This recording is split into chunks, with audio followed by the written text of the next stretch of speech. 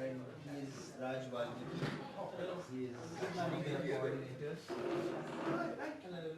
I know that you have a small one. The only problem is if you write a text, it's like you don't see many lines, you know what I mean? When I write a text, I like to see, otherwise they are so practical, these smaller ones. Yes.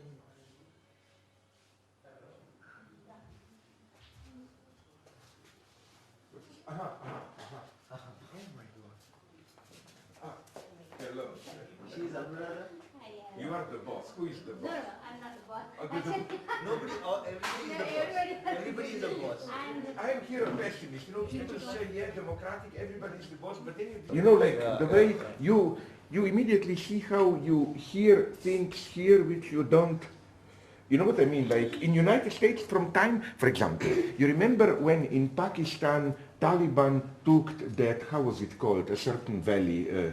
Swat Valley. Swat Valley, yes, Sawat. yes. You know, for example, the Western media reported, oh, crazy fundamentalists, but only in one, as if by mistake, in New York Times, one short text said what it was about. That Swat Valley was very feudal. 20 rich families owned all the land, and Taliban got the peasants by telling them, join us and we will throw out the land. Nobody even reported in the West of this social aspect. For them it was just some crazy religious guy, you know, you don't get this, no? Or for example, in the West Bank, you know, Palestinians, no? Very rarely do you get the crew. Oh, everybody writes on terrorism and so on, but the daily life there, there are so many ridiculous regulations, totally ridiculous for Palestine. For example, if you are an Israeli settler there, you can dig for water for a well. If you are a Palestinian, you cannot dig longer than 1 meter. I don't know what they are afraid, that you will build some tunnel for terrorists or what, but you know, this is crucial to know there. It's not just state, it's how to put it, terror by bureaucracy, you know. So many regulations, no? But I'm really glad to be here. I'm really glad to be here, my God. This is the guy, no, the Ambedkar. Yeah. No, I read a lot about his conflict with Gandhi. And it's wonderful reading all that. No, I really appreciate it. You see how I simply didn't know about this other line, Ambedkar. Etienne Balibar was here. He seems to have read a bit of it, not much. Rancière has no idea about Gandhi or Ambedkar. No, but Balibar wrote a text on Gandhi and Lenin. And kind of pro-Gandhi in that, a bit kind of. Yeah. In a sense in which he thought it was necessary for global peace or some such thing. I don't recall. I did read the piece long ago. But the problem with Balibar is that now, you know what's the problem with Balibar? He now, if you just mention Marxism, communism, he explodes. He wants, if you ask him what were you doing 30 years ago, when he was still doing with Althusser Marxism, he gets offended, like he... Well, I mean, it's not fair to say 30 years ago he did that, so he has to do it today. No, I'm not saying this, but I'm saying that he's very ashamed of his more radical past. No, he's more critical of laïcité as such now, you know. Of? Laïcité, you know, the whole French secular How did you get this place? This is a good place. Good place. Wilson, tell him how you got this place. Him no alag salag this ke liye chai diya, you know? Huh? What? What's the name? Nah, we are also getting chai. We are also come.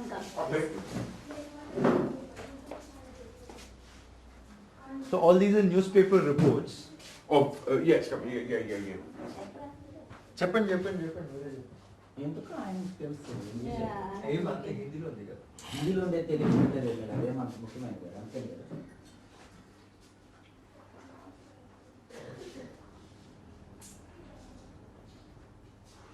Start చేద్దామా ఇది ఫార్మల్గా నాకు చాయ్ నేను తాగను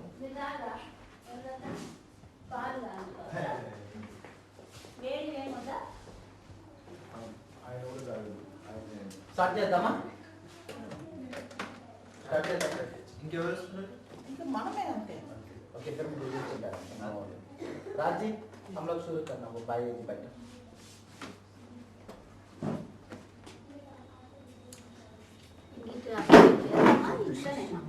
కదా అట్లా పోతే నువ్వు ఇస్తే ఈ పక్క వచ్చి నువ్వు అయితే but don't take this take some other చే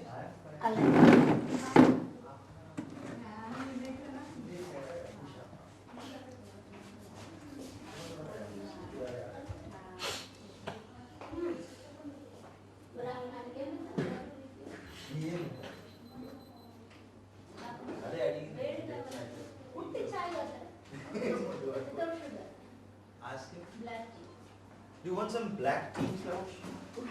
Why not? Yes, but without sugar. Without sugar. Black tea without sugar. If it's not a problem,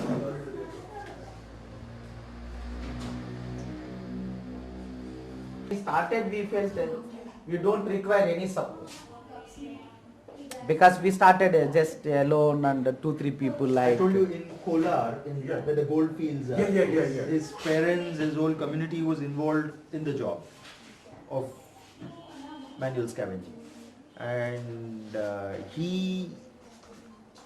when he goes on his first trip and he retches, he just throws up.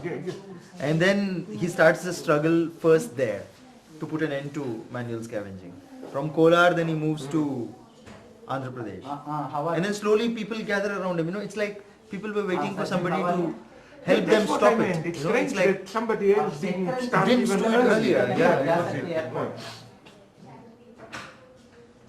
Airport जाना उनका receive करना सिर्फ वही है.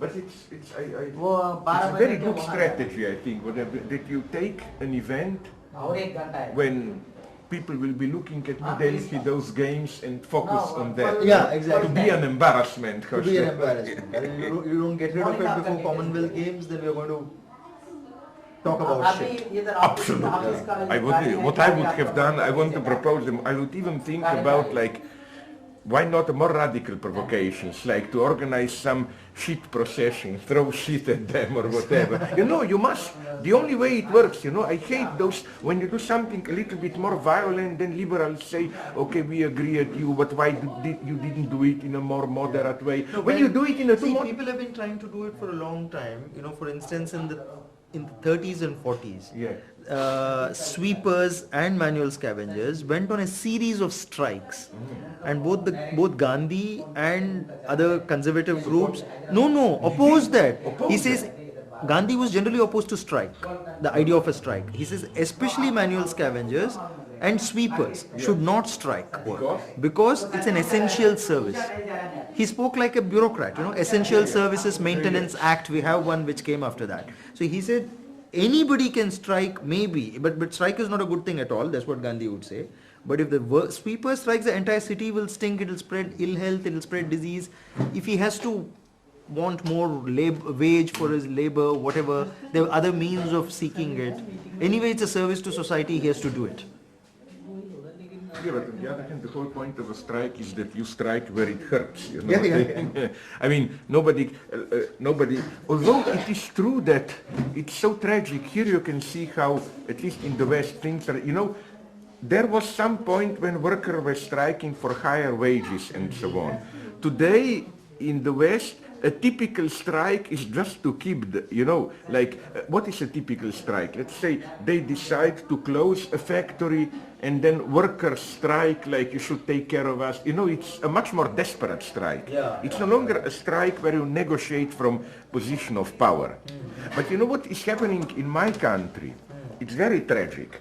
It's that we have jobs which are relatively well paid, like doctors, maybe teachers, and then we have low jobs, like a symbol with us is we still have some textile workers, usually women who work textile factories, no? Yeah, okay. The problem is that the poor women don't dare to strike, because they know if you strike they say thanks, you are fired.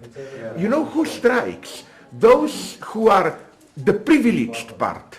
They strike to get even more. For example, doctors strike. Doctors, right? Doctors who are Here, pretty... one of the recent big strikes was by faculty in Indian Institute of Technology, which is an elite institute which produces so-called engineers who go and work in So this is a jobs. nice part. So they strike because they've got something like very good salary and they want a better salary than a good salary. It's the same paradox with us. No, that whole The IT privileged strike was a strikes to joke. get even more. The poor are so afraid of losing their job that they don't dare to strike, you know. And you know what also shocked me in United States, how all these, you know, leftist radical theorists, but they don't see what is happening around them. Like, for example, I remember I was at a university and very Marxist radical departments, and some of those Mexican illegal cleaning workers and so on were striking, and nobody wanted to hear about it, you know, like... Especially today, I mean, most of the Dalits, he'll tell you, who are involved in manual scavenging, end up being migrant workers. So when you're a migrant worker in a new city, it's even more difficult for you to strike. Because you risk losing, you don't even have a proper home sometimes. So the people who are working in, say, New Delhi railway station, working there, when I went to meet them, I sent you that printout yesterday which has a thing called when the train stops in New Delhi. Most of them are Tamil workers working in New Delhi railway station. They've been brought here on a contract and they have to listen to the contract. There's no question of a strike. Because you're here basically because you won't do the same shit job back in Tamil Nadu, in Chennai, Madras. So you come all the way here and do it, and you tell your back home that I'm doing a job in Delhi. But okay, economists know this. This is what fascinates me. How, okay, it's not the old-fashioned slavery, but how something approaching that, it's exploding again. You know that today, I think, not tomorrow, they're opening the highest building in the world in Dubai, no? Is it? Okay. Yeah, it's really crazy. It's over 800 meters, you know. They even claim you have different weather, how do you call it, zones. The weather zone. Yeah. That up on the top, it's 10 degrees less already than down. But the thing is that, you know, it was basically built by half slave labor, no? And nobody reports that, no? They are invisible. And it would be good to make them visible. All this, how they're not slave in the old sense, no, like literally, but de facto, you know how they do it. They take your workers, when you know, de facto, you don't have mobility, you don't have any rights, and you are de facto a slave, although formally they are even worse because they even can't leave. Their passports are taken. There's a story again in the front page. The stowaway who came away from Jaipur. You know. I remember. Yeah. Yeah, he came away. He had the same problem. Yeah. He had just 1 acre of land. You know, he sold that off. Yeah. And he was making about 2,500 rupees. You know, which is say about how much? It would be about $50, about $100 kind of a month. Yeah. He got a much better option. So he went to Saudi Arabia to work, and the job condition was so bad that he had to. I know. I also read it. Yeah. I saw it. It was in today's newspapers. Yeah. But also they trick you. I read somewhere, what's the trick? They first promise you high job. Once you are there, they take your passport. They told you it was a misunderstanding, but on the top of it, they claim we had costs bringing you here. So you cannot even leave because first you must earn to pay for the trip here and so on. So you are de facto a kind of a temporary slave, I mean, no?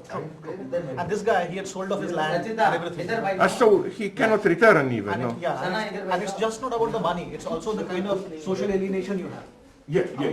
No, I read a report. A journalist tried, masked as a tourist, went to Dubai and looked at, okay, all these wonderful buildings, who is doing them? First he discovered the death rate is horrible. You know, on these mega high buildings. Workers work, they drop like flies. Every day 1, 2 die and nobody... Sorry, but I talk too much. I'm here to learn. I'm sorry. Now they'll make this presentation on manual scavenging. So they give you an idea of what they're working on and what is this whole target at 2010. And Wilson and Anuradha will take over now. You are nonetheless the boss then. You will take over.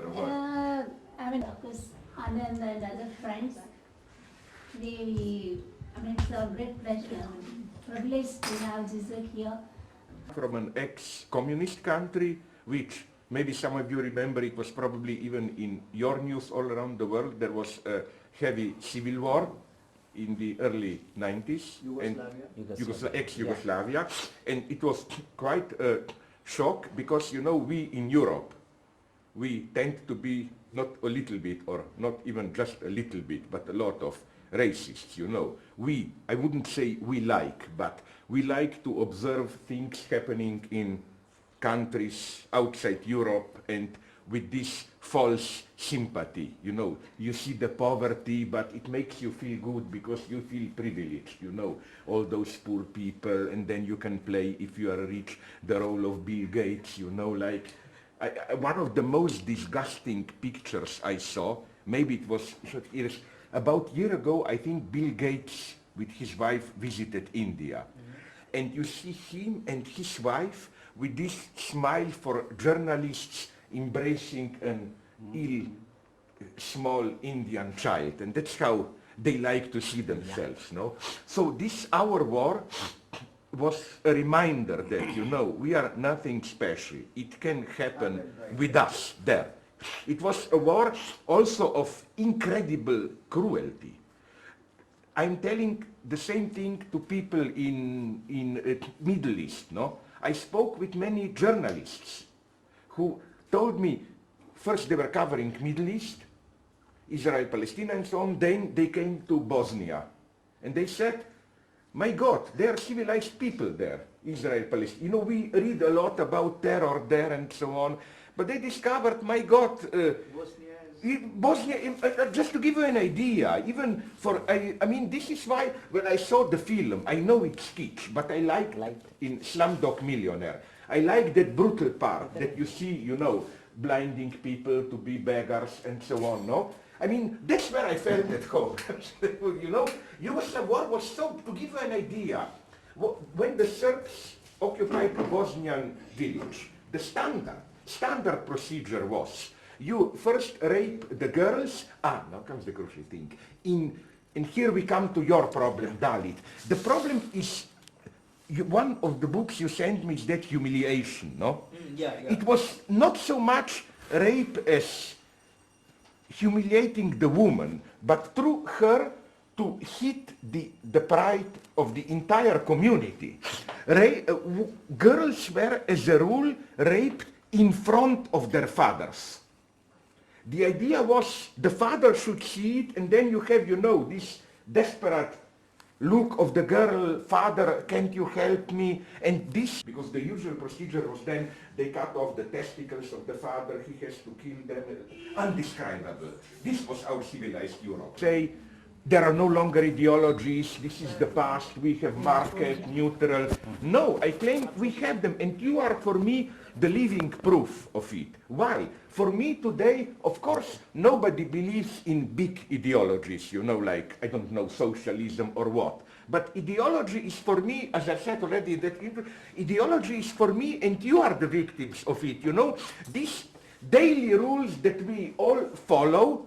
And this is why my first association was, my God, you know, I wrote a text which then was reproduced everywhere, analyzing Europe with regard to, thank you very much, with regard to different toilets, different structure of toilets. You know the joke, you know how it goes, that if you visit Germany, the toilets are very strangely disposed. You have a hole where the sheet disappears in the front. So the idea is when you produce sheet, it is there displayed. Germans has this old obscene ritual. After you go to sheet, you smell your sheet, you inspect it every morning to see your health. French are the opposite. The French, the hole is in the back, sheet should disappear. Anglo-Saxon toilets, usually full of water, sheet floats there.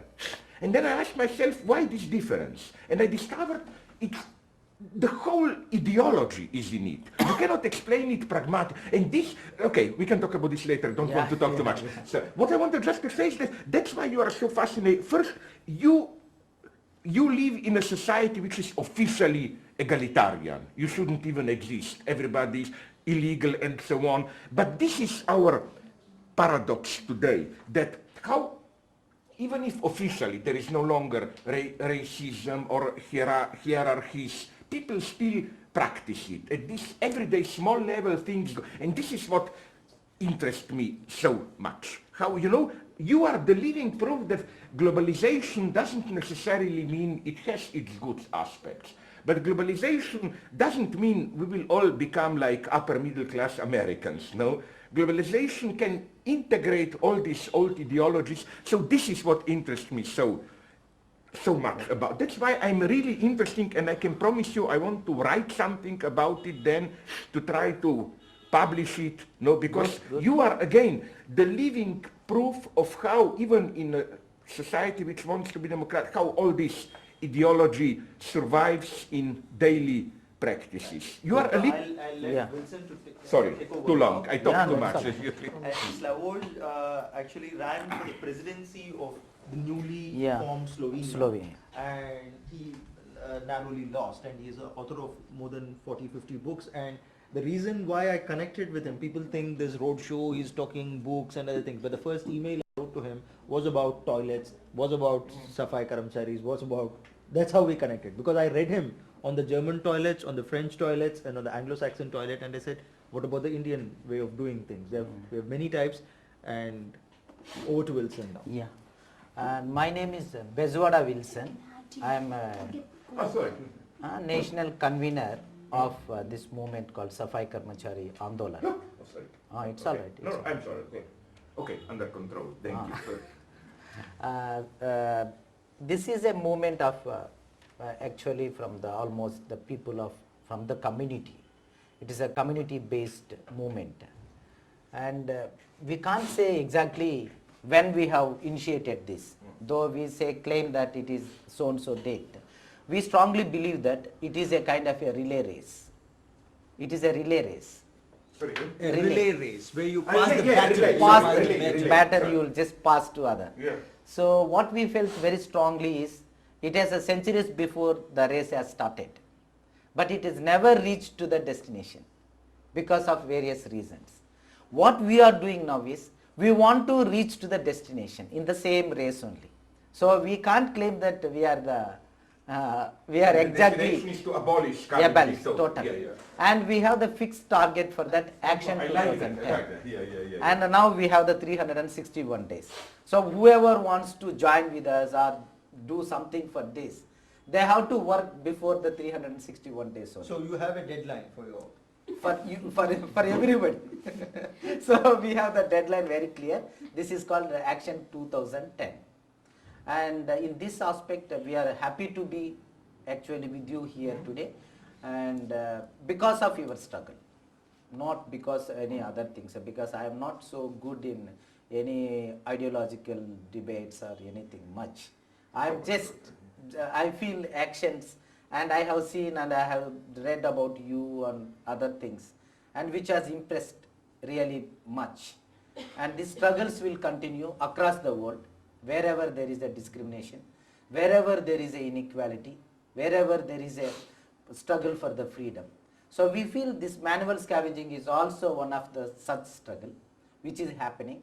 May not be reached to the stage of the civil war or anything, but it is, I can say that it is a more than the civil war, because ideologically or mentally, the people 5,000 years oppression, from there to coming out, it is not, we can't imagine actually.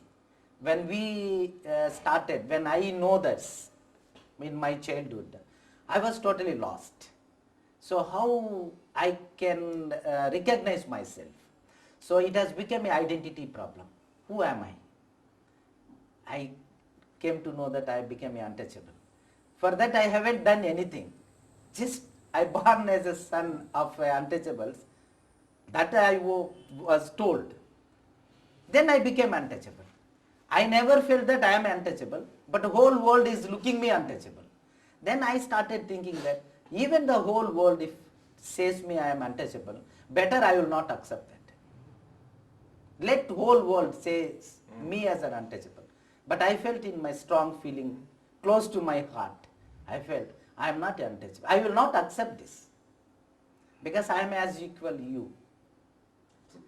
There it started actually the struggle in my life. Sorry to interrupt. I found this wonderful what you said because, how should I put it, the way I see your movement, the danger is if something like what you are doing were to happen in United States, they would, what I call, fall in love with themselves. They would say, no, but we as untouchables, have our own beauty, you should see the beauty, you know, to make a poetry out of their misery. Yes. This is called usually identity politics, you know. And I loved what you said. No, your point is not people should see that we untouchables are also have the dignity. This was the way I read not the Ambedkar but the Gandhi solution. You are the children. Be careful when somebody calls you children of God. He must doing something, there is some bad surprise either, no? Like, and this is crucial what you say. Universality, no, you don't want your specific way of life to be recognized.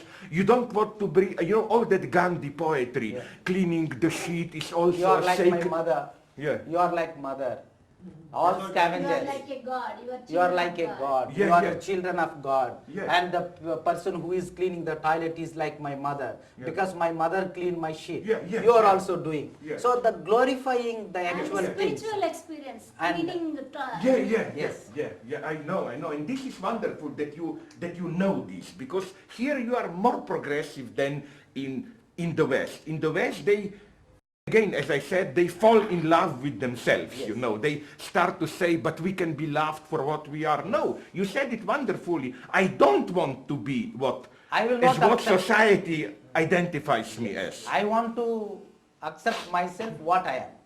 So that we started just like that. And another thing is that there are so many ideologies.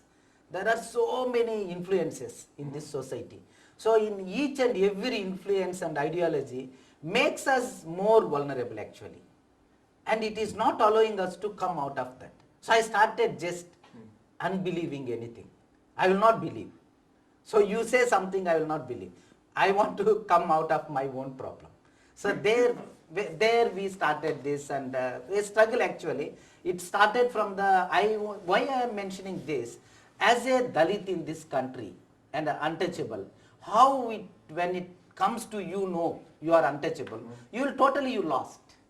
So you feel that the whole world, whatever you have before, everything has shattered. And you became just like that. And you share with somebody, your neighbor or your own brother. Brother will tell you very clearly, shit, that is why you are unnecessary making. It is a secret business. Directly they are not telling you. As long as they are not telling you, you are untouchable. You just keep quiet. So one day they will tell even untouchable. So for me also they said several times you are a bangi or toti or something. There are derogatory words used to untouchable is in Scavenger. English. So you have very derogatory. It's like nigger or worse, like kafir. The abusive terms. When you say chura chamar kind of thing, the way it is said by a non-Dalit. Dalits. It is meant to abuse you. It is meant to humiliate you in the very utterance of the word. Yeah. So he says, one day or the other you're going to be called that. You can't hide it. Hide it, but the thing is the community also believes that. Why we want to expose that before it comes to us directly? So there is a kind of a notion within the community that we don't want to tackle this. And society also, Indian society feels very comfortably. They are not losing by having the untouchables. 1 out of 6 Indian population are untouchables. It is truth. 17% right now. So 1 out of 6, when it is untouchable, it is definitely the problem of the another 5. But 5 never felt it is a problem of them. 5 always felt that is a problem of the 1. And they also felt for that so many ideologies, so many spiritual things, so many Vedas and everything, sanctions. So made very clearly, comfortably enjoying all the privileges out of this one person's exploitation, by exploiting one person. So they are totally ignorant about the liberation of these people. The community feels that why we should do, because of a this all democracy, all these things. We feel that we are the very freedom loving people. We are more democrats, and India is a great country, and we are all citizens of this whole country and the legacy and all. So there is a kind of a silence. It is a prevailing in Indian society. Nobody wants to break that. If somebody comes out to say that nothing, it is enough, you stop here only, there will be scope for the change and the hope. But it never happened. So we started like this. So I will just go to the presentation in the Hindu epic. They mentioned the 15 jobs for the Chandalas or untouchables. There they mentioned taking the shit, cleaning the shit is also one of the jobs. So we can't say that it is a offshoot or the problem of the urbanization, because when it is earlier Vedas period, it was there.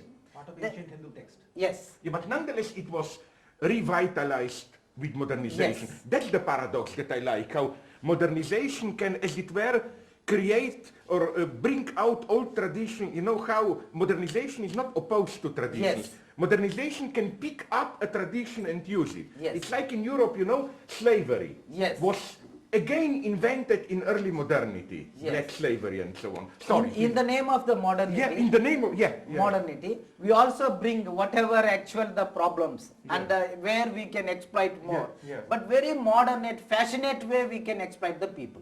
But our question is, why the specific group of people only forced to do this? Okay, you can say that it is a problem of that or this or that. So as an outline we can discuss today, what is the reality of manual scavenging and the caste ideology. We say that the social basis is the caste. Yeah. And second is what responded by SKE as the team, Safai Karmachari Andolan. These three lines we can have our total discussion. So we can see this very clearly. It is a violation of the human rights as a broad, and we can see that three categories, and actually we can also make more. One is the manual scavengers, sewerage workers or septic tank cleaners, and the sweepers. Today for us, for our discussion, we are not touching the third category, sweepers. Sweeping is everywhere. Yeah.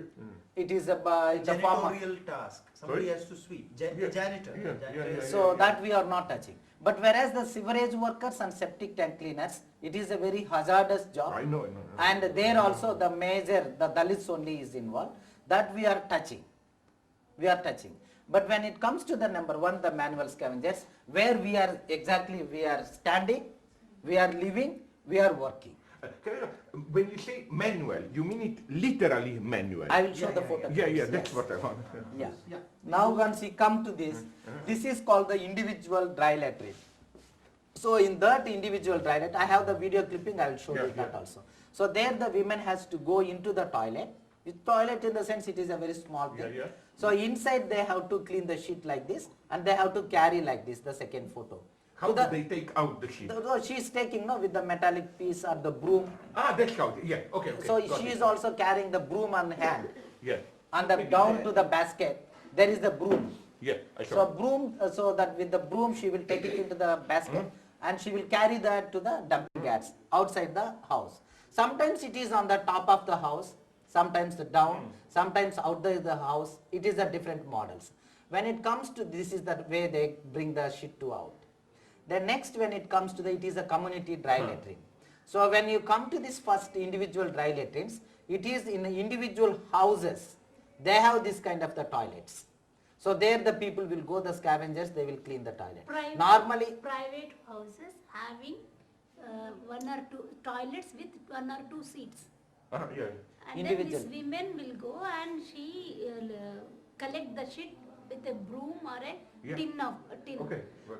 then when it comes to the community dry latrine, it is a totally constructed, maintaining and managed by the government. It is the community dry latrine. So the government of local governments, quasi-governments, municipalities, they maintain this, they employ the scavengers. I'm not using the previously the word the scavenger. We use the because it is a very derogatory. We use the safai karmacharis. For your understanding, I am using the word the yeah. So here the women has to go collect the fecal matters like this, the shit, and she has to come out and throw into the dumping yards. And when it comes to the track, railway track, which you are willing to see in anywhere in this country, once the train moves, the people when they use the toilet, somebody has to go literally like this and they have to clean the shit. And when it comes to the septic tank, though you have converted your toilet individual house into the flush out, which is connected to the septic tank close to your house. When it gets full, once in a year or 3 years or 1 year, it depends on the size of the family and all. So somebody has to go in. The picture 2 you can see there is a inside there is a person. Ah, that's inside. Yes, and the picture 1 is it is when it get filled like this. The person will has to go inside, and they have to lift everything, and in some instances they have to show the bottom of the septic tank by taking some cloth and throwing and showing to the owner and proving that I have cleaned until the end, bottom. So that is the job they have to do. And when it comes to the, this is the sewer line. So this is connected to the main sewer lines, even including the Delhi. Nobody is maintaining it as a proper, and littering and all is, you know that in India it is, and plastic covers, cloth and everything. So it gets stuck or the choke. Then when it gets choked, then people has to go inside and they have to clean like this. The second photo you can see. So these are the kind of the, we have no data about the people, how many people died like this. And we have the data about the road accidents. Die for what reason, for example? Because they are, when they open this and go inside, and because methane, the gas, because of the, this shit and all accumulated, that gas really makes so much of unconscious. This thing. Yeah, I understand. So the people die, and the second person, whoever is the standing outside, he will see that when he is droning in, he will give his hand, and that second, it is a normal, very general story. At least 2 or 3 people will die. Then the people, again somebody will come after some time and they will take it. And no compensation, nothing will be there. And there is no record for the deaths in this country so far.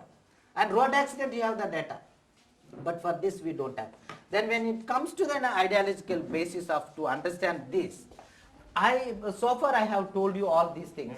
When I come to just to show like this, for here they will be getting very 10 to 20 rupees or something from individual house per month and all. When it comes to here, they may be getting 2,000 or something per month from the municipality. When it comes to this is also 3, 4, 5, 6 or 10,000 or whatever, Indian Railways. When it comes to here, it may be 1,000 to clean or 1,500 or something to clean whole this thing. And when it comes to, they may be permanent employees, temporary employees, contract labor, and it different this thing. But I don't want to get into that problem. Well, even if they are getting 1 lakh to clean one toilet, human beings should not clean other shit. That is our ideological basis. So we are not getting into the problem of the economics here at all. And so far what happened in India, there are so many labor movements. They started actually struggling for the betterment of the community. We are not doubting their intentions. What we are doubting is, we can't ask somebody to actually to provide the safety gear for this kind of the jobs. You ask the gloves, you ask the mask, you ask the shoes, but you never said come out of this. You say that you give the better wages, they are getting the less wages. You provide the good education for their children. You say that you have to provide the 8 hours the water supply, because after cleaning they have to take bath. Which means what? They have to clean my shit. For that I will pay all these things, the privileges like. So never, nobody said, you have to stop this. We should not allow human beings to do like this. So in that ideology we have brought very clear, it is an inhuman practice, it should get end one day. There is no again prolonging and all. So when it comes to this, we say that it is a caste based, and it is also as discrimination based on the work and descent. Because centuries together in this country, even my parents, they were the scavengers. My brother and my sister, they were scavengers. When I approached the employment exchange in this country after my studies, they also enrolled my name to the scavenging job. The So, thing is, I think you have to explain a bit here. If you are the son or a daughter of a person involved in this job, and you go and you say you have done a graduation, you have done college, you have done a PhD, and then you still go and apply for a job, they'll say, since you are the son of this person, this job is ready for you. Take it Yeah, on." understand. There's almost what you call affirmative action quota there, saying it's only your job, only you will do it. Nobody will fight for the job. actually here I want to tell you one more thing before going into the more details, because there is a time also. One thing what I can mention here is this extreme manifestation of the caste. How a simple very example what I can take is, I can take it from my own experience, my brother. So when I approached the employment exchange for the job, so they said that this is the job. How they have said? Because my name is Bezwada Wilson. They know that. Second, the location where I live, it is a sweepers colony, Marikuppam Post, Kolar Goldfields. So sweepers means normally sweepers' sons will do the sweeping. Because of that, the employment people, they have written and they have thrown the card out. Then I asked my brother what for they have written. My brother said they have written, he is good person, he has written. And I said, no, he is good, I am also good, you are good, but what for he has written, you tell me. He said, I don't know exactly. Then we started looking, it is a kind of a symbol, in the sense of Roman letters. Yeah. Roman letters, because it is the code language. So they have the 1 for the one job, 2 for some job, 3 for like that. It is a 13 or 14, 10 like this, X, 1 V or something. That is the number. I said, what is this? Then they said, my brother said, don't ask, no problem, he will get angry. I said, no, I will ask him. Sir, what for my name is enrolled? He said, don't know what for we have enrolled? I said, I don't know. And he said, it is your job. I said, what is my job? He said, for your job only we have written. And he asked my brother to explain to me. And he washed his hand. Then my brother has taken me out, distance to that person. And he started explaining to me what for actually they enrolled. He has not said. He started telling me, if you enroll for this, how easily you will get the job first. Once you get the job, is there any possibility of the changing your thing after later? So better you come through this, you will get the job so easily like. I was shocked actually that day. That day, first time I have experienced the caste. I never experienced the caste from the non-Dalit or anybody. I have seen that, but that day I never experienced, I never felt it is a caste. Now I understand that was the actual, my first experience of the caste. How it is, my own brother who has left his studies to continue my studies, because 5th standard I dropped my studies. Various reasons. We can't go beyond our college, school and all. 4th I completed, 5th I discontinued my studies. My brother came and he stayed with me in the hostel in some place. He used to cook and he used to take me literally, because I don't want to go to school. He used to leave me in the school, while coming again he used to pick me, and again in afternoon he will drop me in the school. The thing is, his brother sacrifices his own life schooling to give me for him the schooling. education. And finally for what? To make him a sweeper. Yeah, I got it. I got it. When it comes to me, my brother is telling me it is don't unnecessarily argue here. Don't make any noise here. And he said it is okay. When my brother said it is okay, it was totally I lost. That is my struggle here. People can't understand what is caste and it is a non-Dalit, Dalit, all these ideological. No, it is not. The caste is in the mind of the each and everybody who born in this country. Somewhere my own brother who has really sacrificed himself, he is coming and telling me you do this. Then I said it is not. It's an internalization of the logic. So I felt it is not acceptable to me. I said no, I can't. And he said no, you don't make noise. I said no, just wait. You tell me, this is what I want to do. He said no, I am not saying, but now you accept. I said I will not accept. And he said no, you have to accept. You have to look our family and all other things, everything. I said whatever reason, I will do whatever you want to. But I will not do this. He said no, you don't get anything. Then I just make into the 2 pieces and throw it. I said, if it is available, I can't accept this. So what I want to say here to you as a person from the outside India, the caste we want to look where it is untouchables. How it is untouchable, show me. It is everywhere. Yeah. It is everywhere. We can't exactly, when it comes to the conscious person who is actually dealing with the caste, they can understand everywhere. When they look, you see that they are discriminating us. When they talk, you can understand. When they use the language, you can understand. So when it started just like this, when it comes to my mind, I just felt it better to inform you how it works.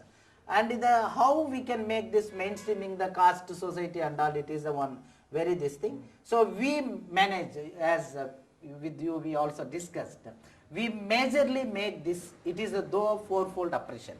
Because normally people will say that it is an occupation, we can't come out of this. It is we are getting the income, we can't. But it is not true. The actual problem is it is the caste based. 10% scavengers or the Safai Karmacharis in this country are Dalits, untouchables, all. And within that, 80% are women. 80% are women. When it comes to the Haryana, Punjab and Rajasthan, it is almost 95%. So this patriarchy, how it works within the caste, and within the caste there are the subcaste. So the particular subcaste people only is engaged in this, not all caste. So this is actually in the ladder of this caste system, it is the topmost bottom layer. When you look, who will be there? There will be the first, from the down is the women. Then next when you look, subcaste, subgroup of the Dalits. Then it goes to the Dalits. Then it goes to the non-Dalits, like this, the ladder. So it is a very difficult people to understand the actual ideology of the scavenging actually.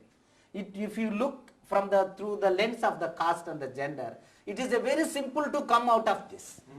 If you don't look from this lens, and if you want to do other things, anything, there is no, actually the liberation will not come. Once I started understanding from the caste and the gender, it has become so easy. Actually for a few years, for me it was just a subgroup, my own community. Then later I understand it is the wider caste. Then later I understand it is the untouchability.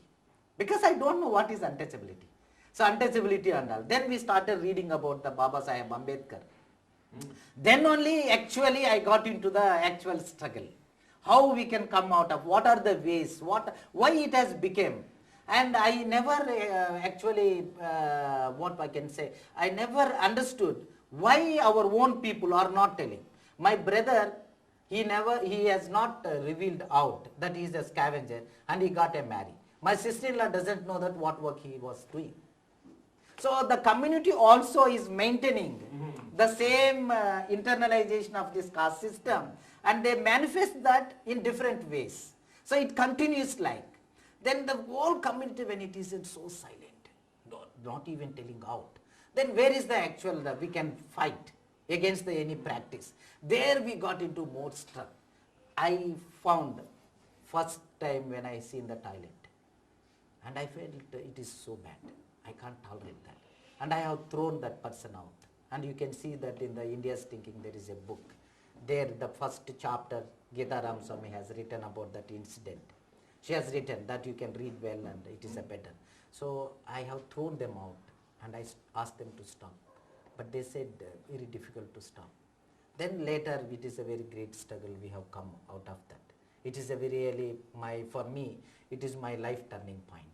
So the human being exactly going into the pit and taking the shit and all, and like playing the child playing in the mud, I felt it is not acceptable for me at all. I felt we have to do something for this. Then there is the time. Then when I went and I told the community, the very progressive people, very educated, they said don't make this more noise. We are doing secretly. So don't make this noise. It was more shock to me. Actually, the main pain is the scavenging, literally seeing my eyes. Then second is when goes and ask our own neighbors. And very progressive people, they said, please keep quiet, don't unnecessary. Then I went to some leaders.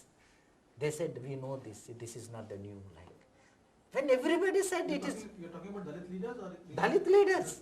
I am talking about the community and Dalit leaders, friends, my own family. Give a sense of the time. When did it happen? It happened in 1984, 86, 87, 88. And when does the abolition of manual scavenging? 93 it has come. See, the abolition of manual scavenging act happens only in 93. Yeah. Till 93, that is close it was to legal even. Or close to 50 years after independence, India's independence. It was not legal, it was not illegal, it was happening and people It was kept quiet. happening Yeah. everywhere. Yeah. So when One of the reasons for the act to come is Yes. Wilson's petitioning. Wilson's letters to the Prime Minister, to the President, and Safai his Karmachari Safai Andolan. Karmachari Andolan. The reason why the law came is because they took it up. So what we started, then I went to again back to the people who are the people working as a scavengers. I started telling them they are not coming. So I felt very difficult actually to come. Then that is the time I felt we have to do something. And a very small group of the people started emerging, coming close, discussing at least, listening to us. And people started telling that they are getting the wages like. Really, that is the time I was bit radical. I used to argue with them, to the collector and all. I will give you 1 lakh, you go and clean the shit like. He said, what do you mean like? No? So they used to say, we are paying the salary, why you are coming and disturbing like? So many places they have chased out when we went and all. Very small group, then it became a 1, 2, 3 people like, to discuss, to think about this like. Then it emerged just like that. And finally what we felt is, we have to do something. Then I have only one hope is, actually when we go back, not as an academicians, not as a leaders, not as a trade unionist or anybody, again as a Safai Karmachari, the women who has actually told the truth. I asked her, why are you doing and all this like a researcher, as a journalist like so many things. Then one day she has told me very clearly, do you feel that I am enjoying by cleaning other shit? Why are you coming and repeatedly asking me that unnecessary this question? How can any human being can enjoy by cleaning the shit? Then Narayanamma. I got the realization. She was actually Pichamma. No, Picham. So it was my realization. So we feel that they are okay with that. They don't want to come out of that. For why they don't want to come out is the various reasons. We never looked into the reasons. We always think that they are accepted, they are doing. So she has told me nobody will enjoy or accept this, but for the various reasons only we are into this. Then my hope started. Okay, if it is not people are not enjoying this, they will come out of this. Maybe today, tomorrow, day after tomorrow, or may not be in this century after 200 centuries. But let me start against this like. Then the amazing is, the same women, they started organizing themselves. That is the truth of the whole movement. The women started. Actually, I looked into the caste angle. When Anuradha has started interacting with this movement 15 years before, then we started looking into the lens of the gender. Before that, only caste lens. Then when we started wearing the gender lens, these two lenses very crystal clear, you can look into the issue. My the emphasis today is this two lens when you wear only, you can understand the very clear clarity about the whole issue. You can understand the economics, you can understand the logic, you can see the rationality, you can see that behind whatever the struggle is going, and you can also recognize the people's resilience. If you don't wear this lens, we ignore, we really ignore. So there we as a Safai Karmachari Andolan, caste and gender, these two lens we have taken. At one point of time, Narayanamma told that you are the first person who came and raised this issue with me. I'm into this work since 30 years. I mean, she gave a lot of abuses to her own family members and her husband and all the. No one from my family asked so far that whether I'm happy in doing this, whether I'm okay, whether I'm okay in engaging in this work. You are the first person, you are like my real son. You have come from different area, you are not related to me, but you are my son now. No, that is that the was a very relationship. emotional kind of statement she gave. Even some last year also she is reiterating that.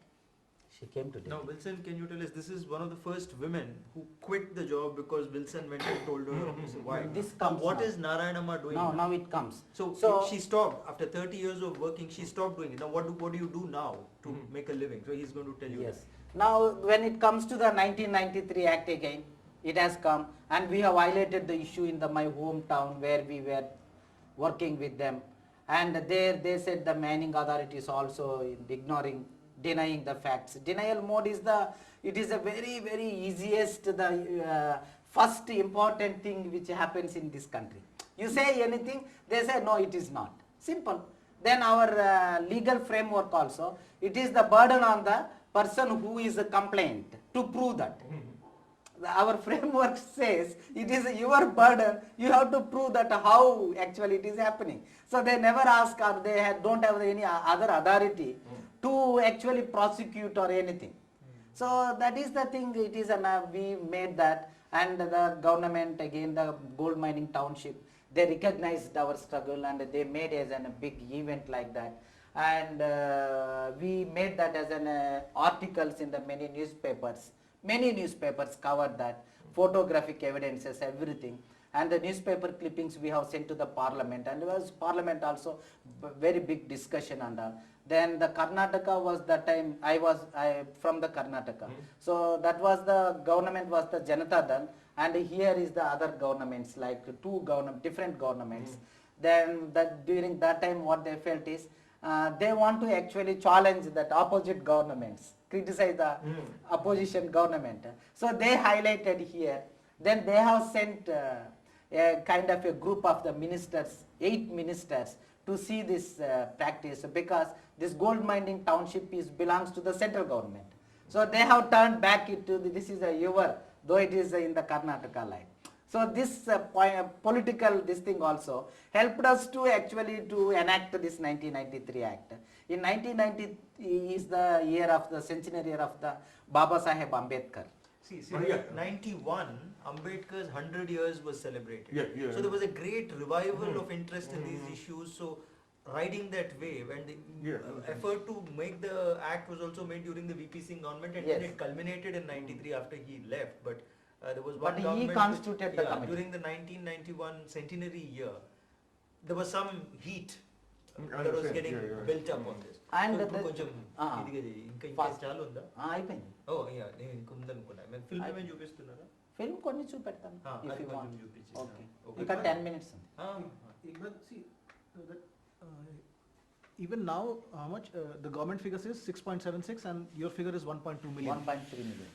1.2 But now- million people. But now it We has will come come down that to- also. We'll come to that. Yeah. At least a million people are still Yes, involved still. in manual He scavenging. says at least 1 million people are still involved in the manual job. scavenging. See, another thing is when the 1993 Act has come, we felt that definitely the Act will function very well and they will do something good for us. And later in 90s, India also has become a part of the whole globalization, and so many things have happened, and new economic policy and modernization, all these things. And this knowledge and all other things we felt. India has also become a knowledge hub or so many, and Infosys and these companies has grown so well. We felt definitely this kind of a technology will transfer to the scavenging also. It never happened. That is the pain actually.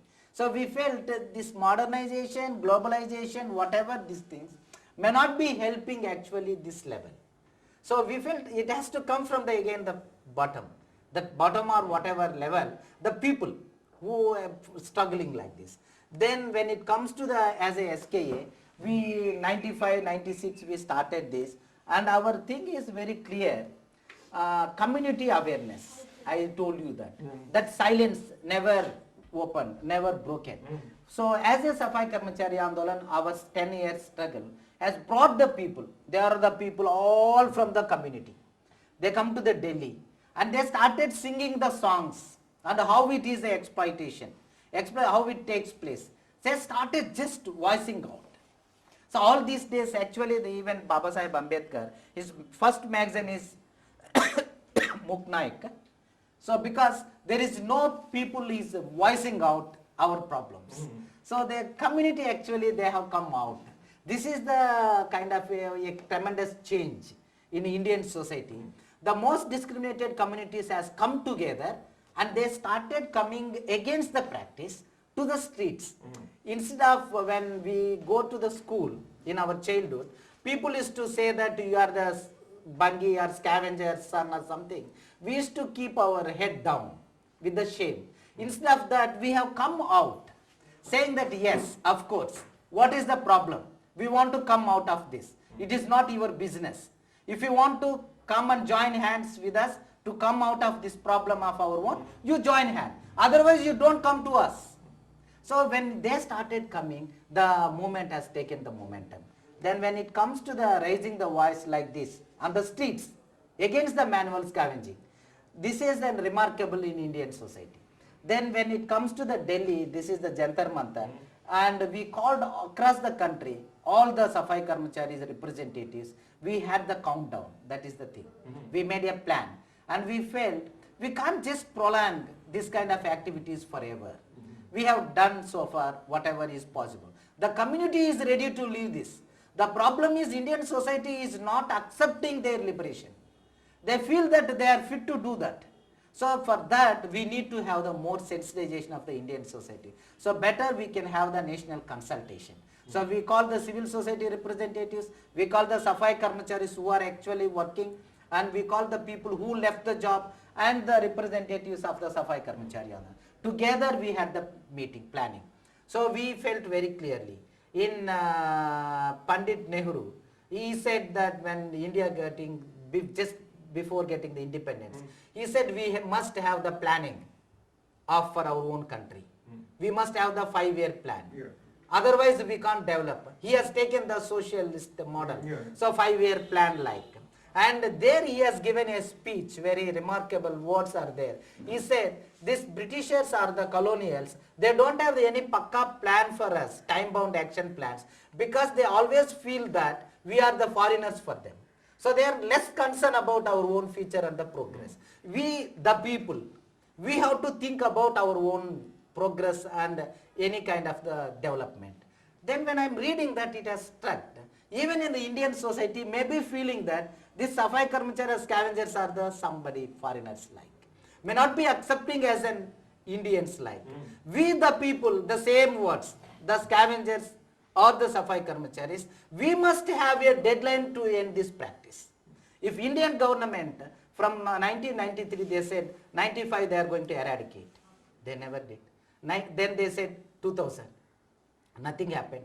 2002 they said it has not happened. 2003 they said no, never happened. 2003 we went to the Supreme Court. We filed the case in the Supreme Court as a public interest litigation. Then the Supreme Court said it is not there. Then we said that we submitted some documents.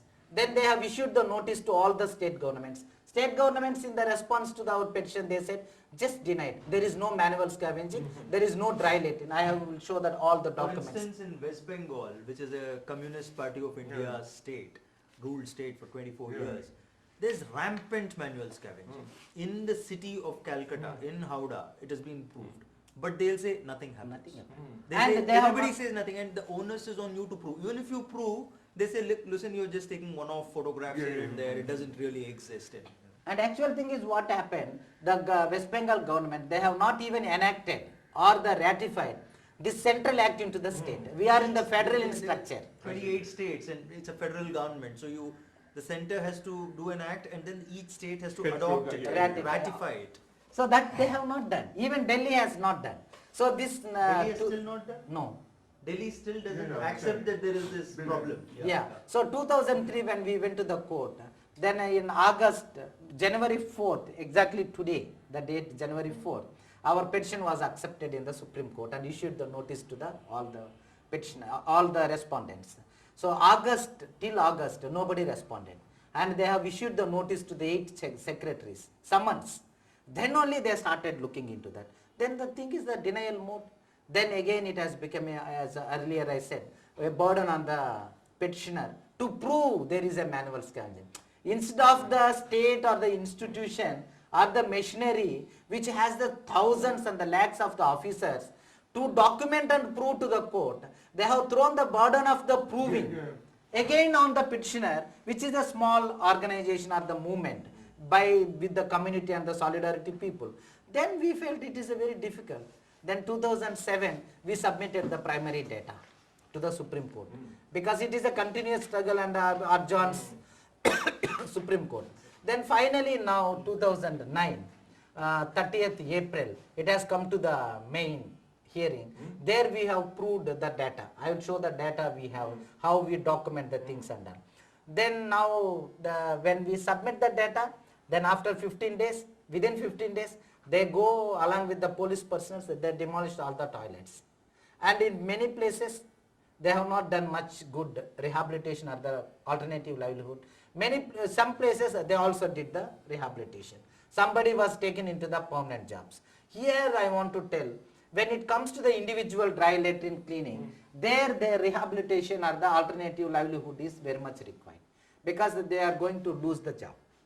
And there's a stigma attached. Once you quit this job, suppose you demolish the latrine and then you are liberated from that job. Suppose you start a tea shop or you try to sell tea or vegetables. Nobody will come to your shop. The stigma attached to the local community knows you did that job earlier. In fact, even within Dalits, those who do not do this job, the non-subcaste people, they will also not come to your shop. There's been severe problems of Dalits coming out of this, the subcaste of Dalits coming out of this job and trying to do alternative jobs and failing miserably simply because nobody will accept them. So show some demolition plus a video. Yes, I bet. So there, then the Supreme Court also has taken now so serious, and it is now moving continuously till now. So this is another, children's also become a part of the movement in many places. And our aim is total eradication and liberation and rehabilitation. We don't ask you make this, that and all, any other things, separate measures. Our measure is only one, very clear.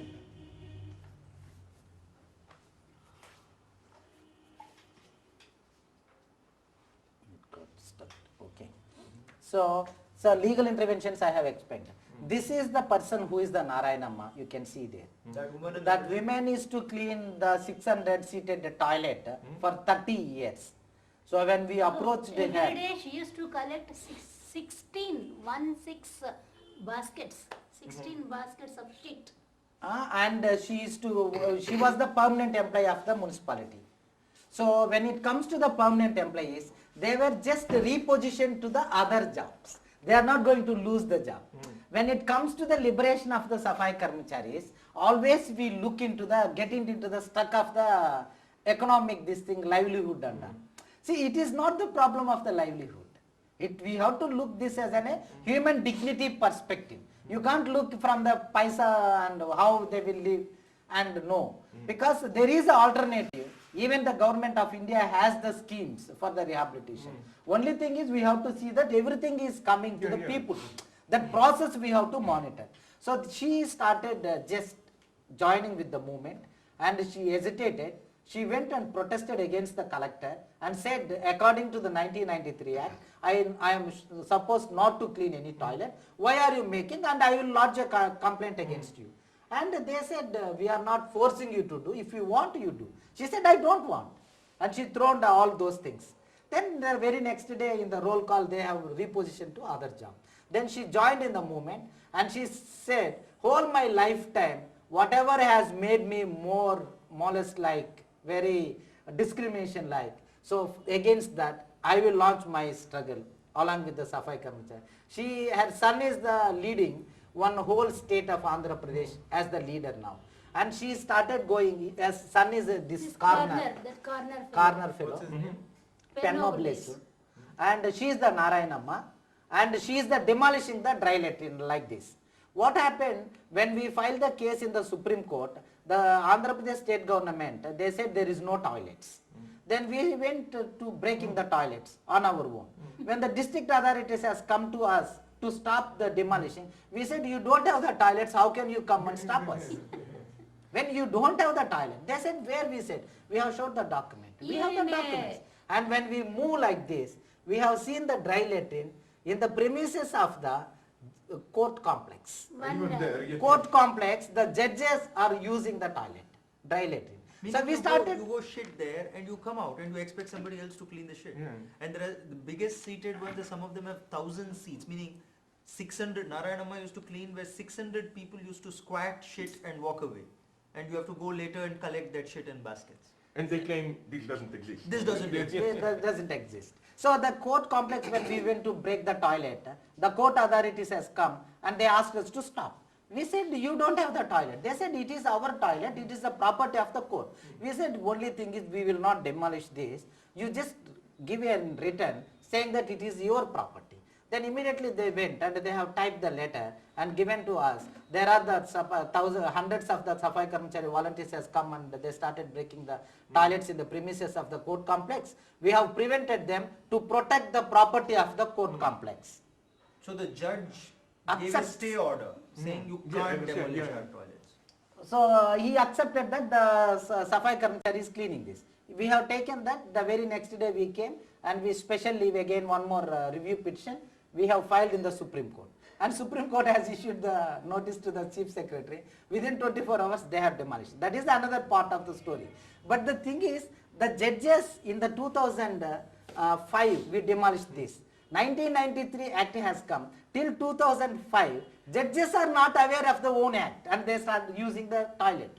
Then when it comes to the rehabilitation, this is the very important thing in the North India now is the women who is to clean the fecal matters, the same hands has come to throw the baskets in front of us, saying that we They don't are want to burning do. baskets. You know, they were supposed to collect it in bamboo baskets, which leak also. Yeah, you yeah, know. yeah, yeah. So they are burning those baskets. In front of the collector office and The saying that collector, Slavoj, a collector is the administrative head of a district here. He's called a collector. Uh-huh. So you are the bureaucrat who heads the administration of the district. So you're the top guy. Yeah, yeah, You're not a yeah. politician, but you're the big bureaucrat who makes decisions. So before a collector's office is usually the big administrative block before which they are burning the baskets. they are the women, they come and see. The thing is here, the hope is whether the law is there or not, act is there or not, which is the prosecuting or not. The law says very clearly 1 year, then nobody can stop. Nobody can. Review conference happened in the there in the April 18th in Geneva. So we went and we made a rally carrying the baskets from here, and we went there and we have actually, that photo is not there, we have burnt those baskets in front of the Palace Wilson. There is a UN High Commissioner's office. So there we have burnt and we have given the memorandum. And in response to that, and even Anuradha and all others we represented, because normally we don't go much to the foreign countries. All our team members they go, we very less we go, because it is a very significant event.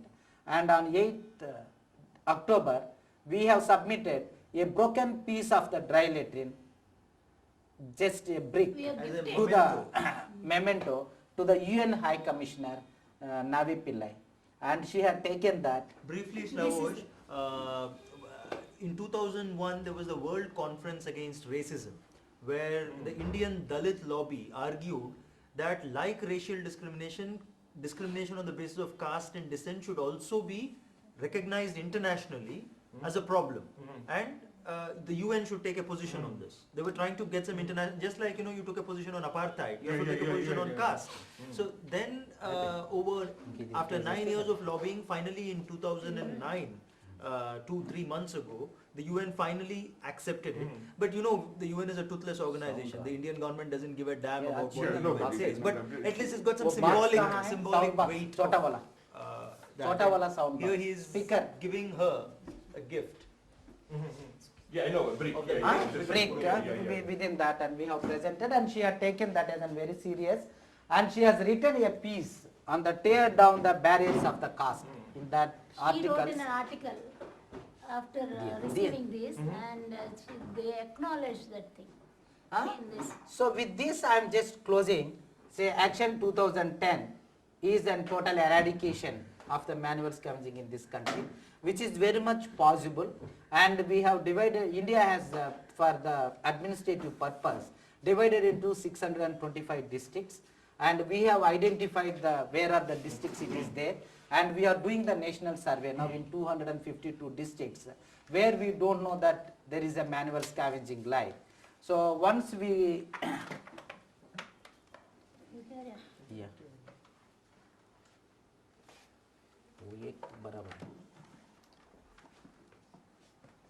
Once we know that very clearly, the data with us, we hope that automatically the people will come to the street. There is a Commonwealth Games in October. India is going to host the games, and we are also making a plan for that very clearly. When Commonwealth Games main motto is dignity, self-respect and equality, all these things.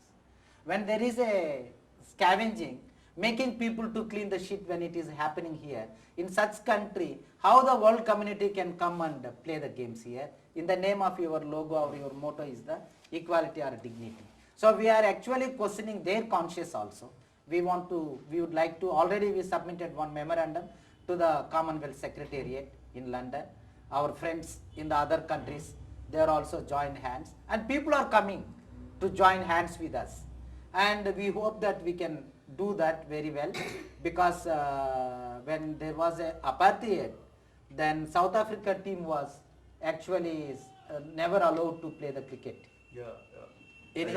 Not just cricket, tennis, quite a few games. All games. There was a boycott. I know some of them tried to cheat and passed as part of English team. Part I of know, I English remember. team, part of Australian team. Yes. When such is a case, when there is untouchability here, when the people are being engaged to clean the shit by force, how can you come and play? If there is you have the standard saying that when there was apartheid, we have boycotted the team and all. Why can't you boycott this? We are asking the world community. You can't come and play. You ask the relocation of the Commonwealth Games at last. But we are giving enough opportunity for the Indian government to eradicate this, because we are 100 crores. And it is not a small or anything. And 1.3 million, even if the number is 1.3. The population of India is 1 billion. I know. 1.3 million. No, I know, it can be done. It can be done, yes. So it is, you can't think that how they will live and all. No, when 100 crores, when they are all living without doing the scavenging, why not for the 1.3 million? I know. That's That's the paradox. I know of capitalism today, like, how should I put it? You should watch very carefully. They like to say, oh, we must be pragmatic, it can be done. But it depends, like you remember in Copenhagen, this ecological, it cannot be done, even if we will all die because of global warming. But when there was a financial crisis, you can do it in 1 week, you can have thousands of billions, literally. So of course it can be done. I think you are totally right. The whole point of political mobilization is, it's not just this. Liberals like this endless work. Yes, this is a serious... No. You have to, how to put it, raise the tension. You have to set the deadline, I think. And also what I like very much is that... sorry, let's listen to this. This girl is also. See, this is the one rallies and dharnas I have told you, no? We are organizing These are women. demonstrations. They are demonstrating before district collector, the bureaucrat.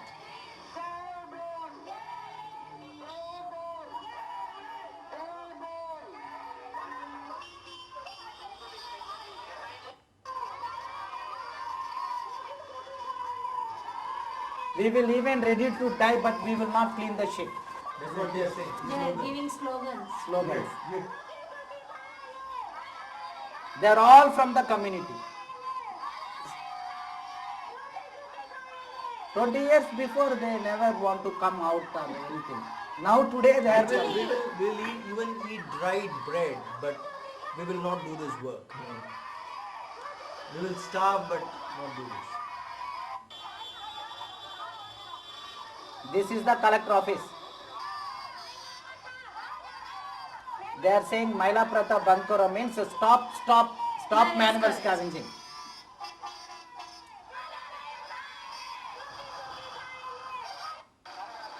It is a huge, so I am just cutting short.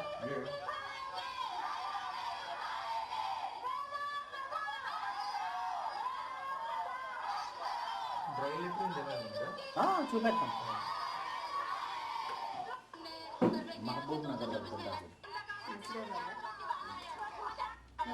అవన్నీ rally rally కావాలా? What is this? Is she, this woman, is she one of them? This Yeah, woman? yeah, yeah. And no conflict here. ఇది చేస్తా. they are all one. Burning the basket ఉండదు కదా, అదొకసారి చూపించు. Next వద్దా? See, this girl also very young, as a child labor, she is also, we have one, now she left. Once the struggle is with the SKs, once we come to know that they are working, within few months they are out of the jobs. We make, he is the collector. This is the collector's chamber. Outside the dharna is going.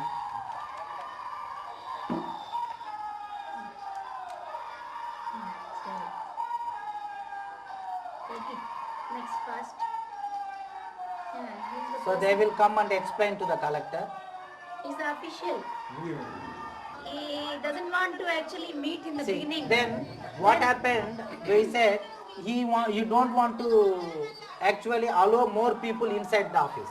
So we went inside and we have told him, We you told have to him, come out. You come out Because and there talk. are the If you people, won't allow many people You have to inside, answer for them. He came out. Now you can see here, You see the this women are lady? talking directly to him. So he said, how can how you said that we are not working? You come and I will show. She is saying. See, collectors can ignore our voice.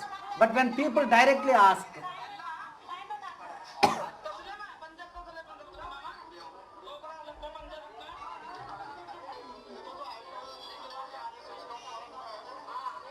and press is there, television channels and all.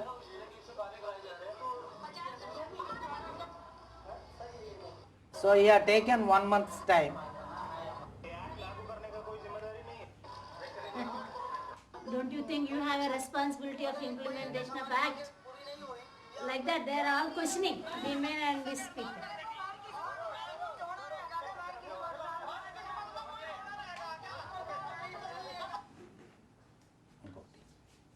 Burning the basket. Burning the basket.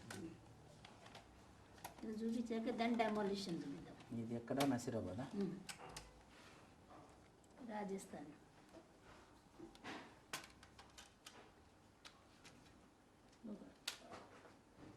And we don't have much good documentation and all, no? So video and all. Whatever is available, this news channels they come. So we pay them 200 rupees, 300 rupees, ask them to give the one cassette, one CD. So we can't have again the shooting and two people going shooting and all, no? That is like this. This much of facilities we don't have. Otherwise we could have captured all the judges' speeches on the scavenging and everything, of course.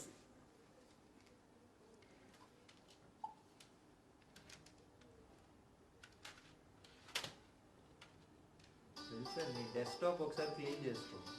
చేయాలి. తక్కువ ఇది కాదు ఇప్పుడు ఆయన ఇది అన్న using this that is the లేదు ఇది కొంచెము డెస్క్టాప్ చేయాలి. చేయకపోతే ఒకసారి క్రాష్ అయితే కష్టం. అవును. This is the Rajasthan, very traditional state.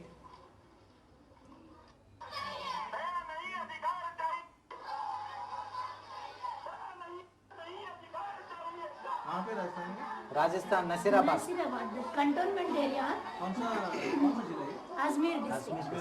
Ajmer district. Cantonments were one of the biggest Culprits. entrapments for Dalit minority. So we will have the small mic system, sound system, PA system, which announce all the streets.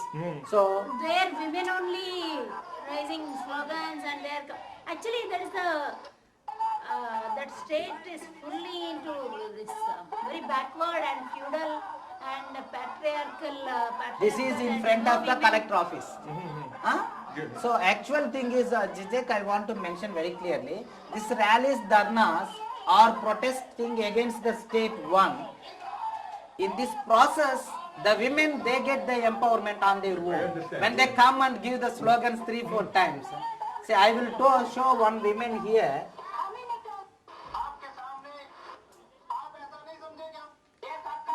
Burning the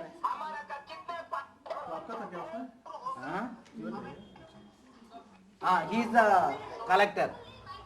Everywhere we are pulling the collectors out. He is the person in charge for the Otherwise, you can't go inside and talk, no? So we have to. After this thing, within a week, They they have completed. demolished all the dry latrines. Now that's the thing happened. Now they also burn the So we- baskets. They are all questioning those persons, officers and all that. He is telling that. So he is telling that we will do the resurvey and we will do whatever is possible. And Now coming and now they do. Now this is. Now they are keeping all the baskets, whatever they use, at one place.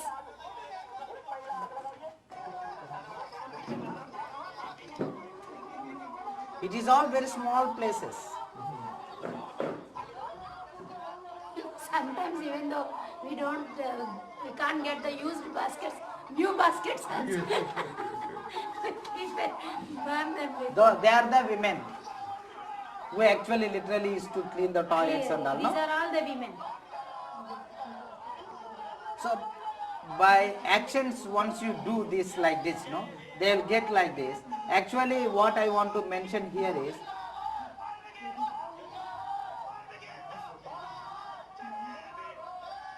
Jai Bhim means Bhim Rao Ambedkar.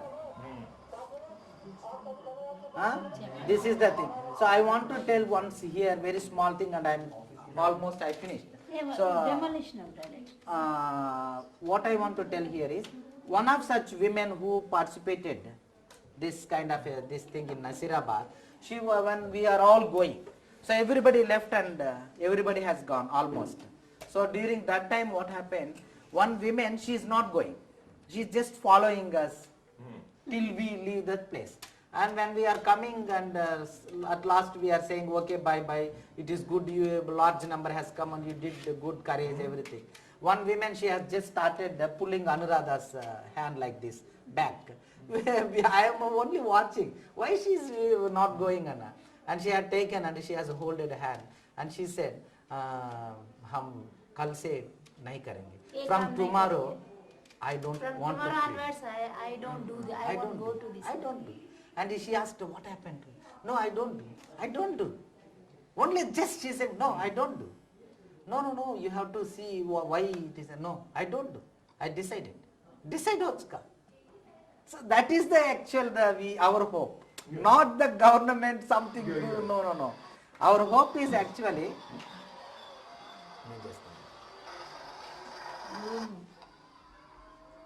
see, this is our effort we have shown. We have a number of that thing. Whatever we did now, the people. Government also, after this government, Supreme Court intervention and the Prime Minister and the President speeches and all, they also did on their own demolishing. So one of that is the government, they themselves, they hired a proclaimers to demolish the toilets.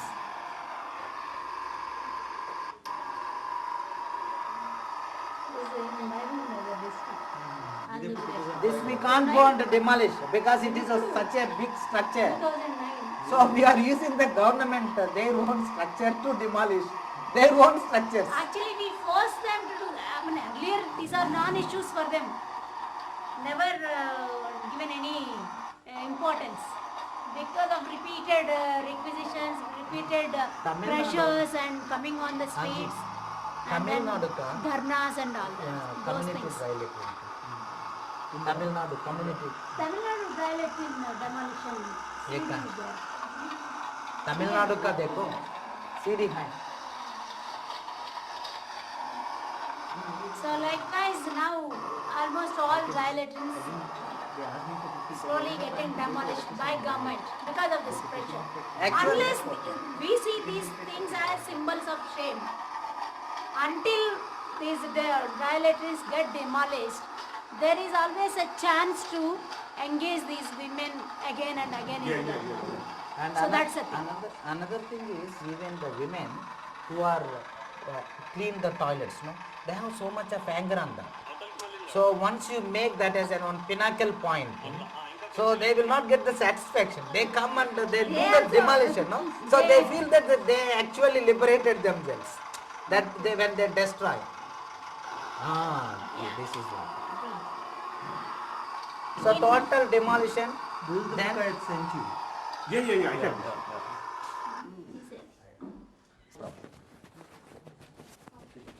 almost.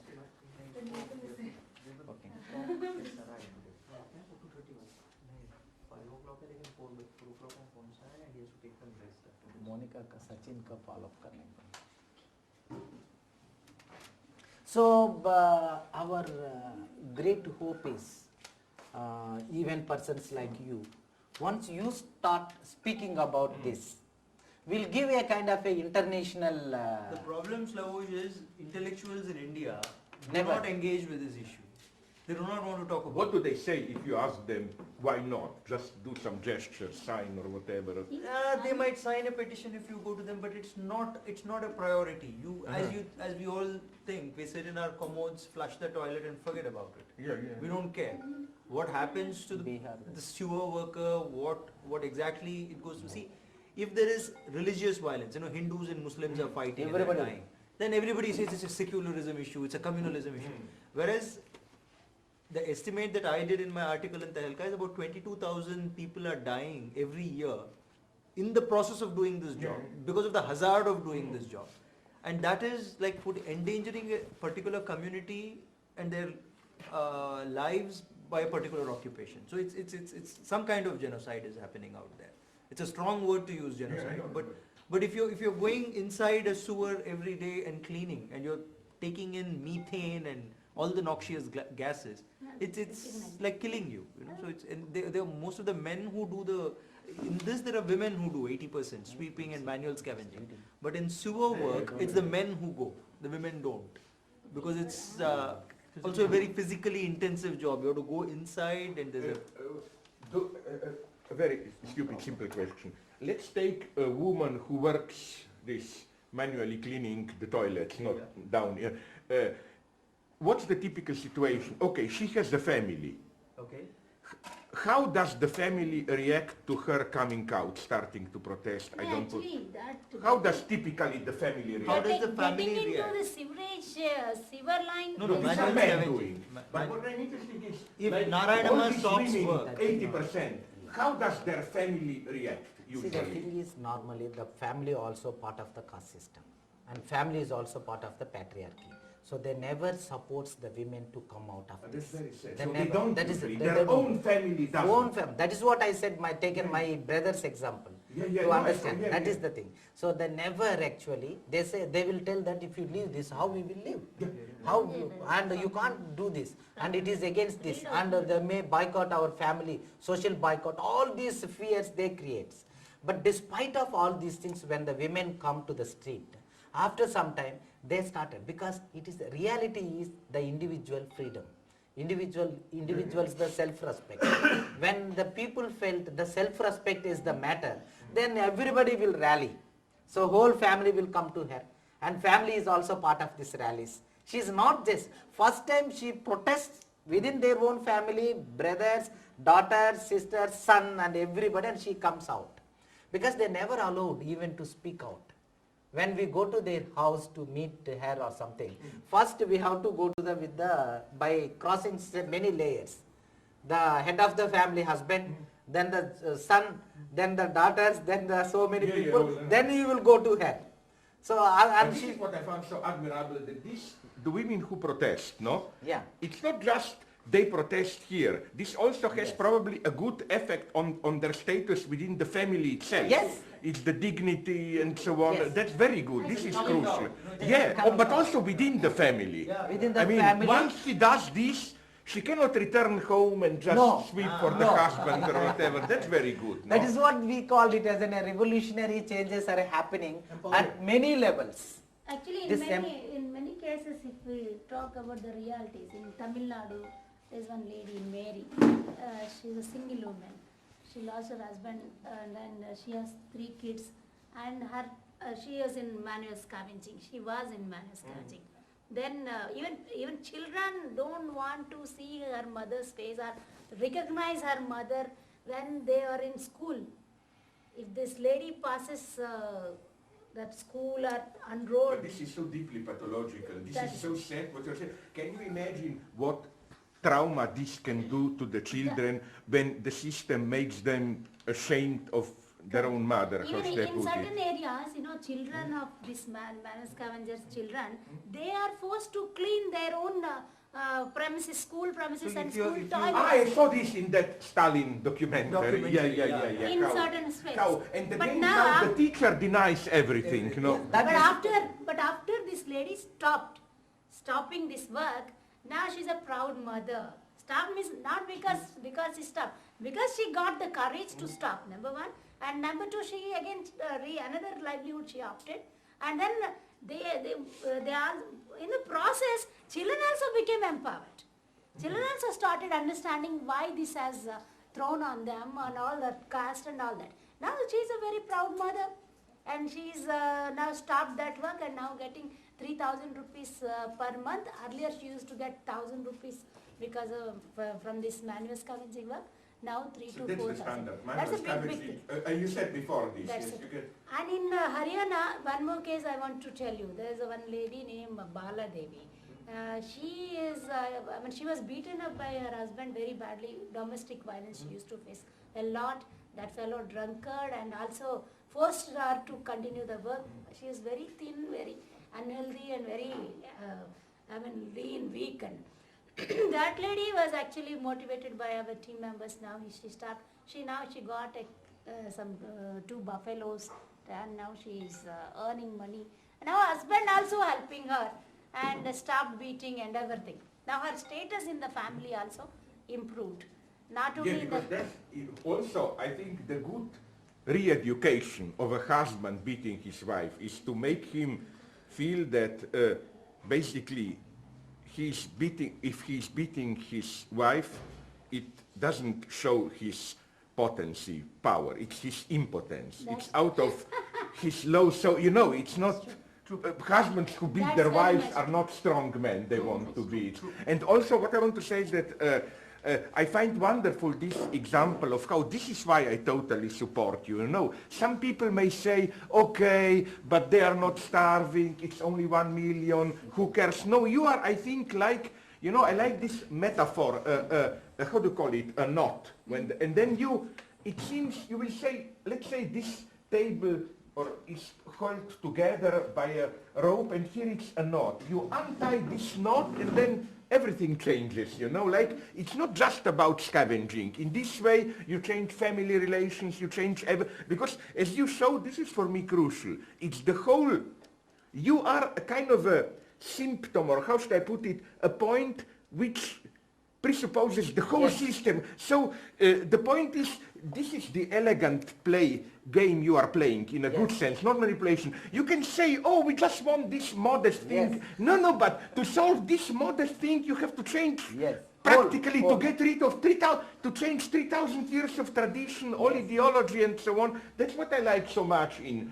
Ambedkar. He has that beautiful, he plays with this wordplay in English. He says, no castes without outcasts, The moment, so you cannot do what Gandhi wanted, okay, let's integrate the Dalits and we will have a truly harmonious, no. When you have castes, you must have somebody who is out, how should I put it, no? This is crucial, I think, to see that your struggle is, by being particular, is universal at the same time. Yes. It changes everything. It changes political logic. It empowers directly people. You can see how this is what I think more and more, that this pure representative democracy, just once 4 years, or I don't know how you have it here, you go to vote. Yes. It's not enough. You need more constant mobilization, pressure, and so on. Why? Because another thing, I think it's also absolutely crucial where you are typical. In the old days, more traditional societies, you had explicit rules I have to be submitted to my lord, and then secretly you violated the rules. Here it's the opposite. It's officially they're telling us, but there is no problem, we are equal, and these rules function in a secret way. Everybody denies them, and this is typical. This is how our society... What we talked of yesterday as formal inequality. But nonetheless, publicly denied. This is the paradox. Which is why, on the other hand, as you showed, this gives you and us a certain power, because even those officials, they have to deny it. And so, if you insist and force them, I love these paradoxes, how when this is for me so wonderful, although it may appeal just a small trick, when you showed how you forced that by ruining their own latrines, to sign that you are so, okay, then you can tell him, okay, first they don't exist, but now they do exist, or what if we cannot destroy them, or what, because I have a similar story. It happened in my country, how a friend of mine served the military, and it was after 1 week you have to swear the solemn oath. After, I'm ready to die for my blah, blah, blah. And then you have to sign it. And this friend of mine, when it came to signing, he said, no, I will not sign it. And then the officer told him, are you crazy? You will be arrested. You have to sign. Then my friend said, but is this a voluntary oath, or are you ordering me? That was the whole trick. And then the officer told him, it's voluntary, of course. Then my friend said, okay, if it's voluntary, I will not sign it. The officer said, no, if you don't sign it, you will be imprisoned. Then my friend said, okay, I will sign it if you write an order. It's the same as that. And then my friend has this crazy paper where the officer wrote, I am formally ordering you to voluntarily sign this. He got the paper, it's crazy, but this is, this is how authority works. Authority doesn't only tell you you have to do this, it tells you what you have freely to do, And it's all this game, that's how power works. They don't order you, they want you to make you that you freely decide, And it's the same, that's why I like these documents, also like that judges, okay, toilets don't exist, but we want to use them. We want to have, it's like some people say, like in Israel, when you speak with Zionists, they say God doesn't exist, they're mostly atheists, but nonetheless, God gave us the land of Israel, we have the right to it, this is our strength, that law, it's not that law is a strong system which is beyond, no, law has to cheat on itself to function, Those in power have to cheat, to admit, to deny it at the same time, and this gives us a space. I love this how, when we were young, and these 68 revolutionaries, we thought law is bad, we have to subvert it. No, sometimes you've proven the best thing is just to demand, which is why this guy follow the law. We don't need to subvert the law. Those in power subvert and cheat on their own laws. We just have to say, no, we are not revolutionaries, you are the revolutionary, violating your law. We want to follow the law more than you do. Zizek, actually what we said is, to implement your that's own law, we are destroying this. We are the law and order. We are actually implement the law. One Sapakamchari women, Magna scavenger women is ordering government official, why don't you implement the law? That's we actually what we are saying, by destroying this, and then we are establishing. Then liberals came and say, we sympathize with you, but we need time. No, there are moments when you have to say, stop, Like, you cannot always play this game, we need more time and so on, because they all like this well-meaning, patronizing humanitarians. Say, oh, we have time, we can go on. No, for example, precisely what you demand. It can be done. It can be done, don't you think? It can be done very quickly. It's not true that it's not a big money expense. Even if as a pragmatist, I myself was thinking, but wait a minute, all these things, okay, this is not the point, but nonetheless, if they will say, okay, but what do we do with it? My God, there are easy technological solutions and so on. Don't tell me this is a serious problem, you know. Yeah. I think that they must know secretly that if they will lose this battle, others will follow and so on. Yes. They know, you know, they know. Fear there. Yeah, you know, all canny politicians, and they are not all idiots, they are idiots, but when they have to care for their own interests, they are not idiots. Yes. There they know. They know that, you know, like you demand from me something which is not a lot. But I know, if I can give you this, but if I can give you this, I will have to do other things. Yes. More. So, and this is why you have to read this one. This can be done. Yeah. I mean, because here again, those pragmatists are lying, I think, who say, no, it's too fast. No, it can be done very fast. It's easy to do. And the problem, and then you can keep them. So there's a new person who wants to. Sorry. Delayed. Yeah. My name is Dr. Y. Moses, and I am one of the core team members of SKA. Huh? Yes.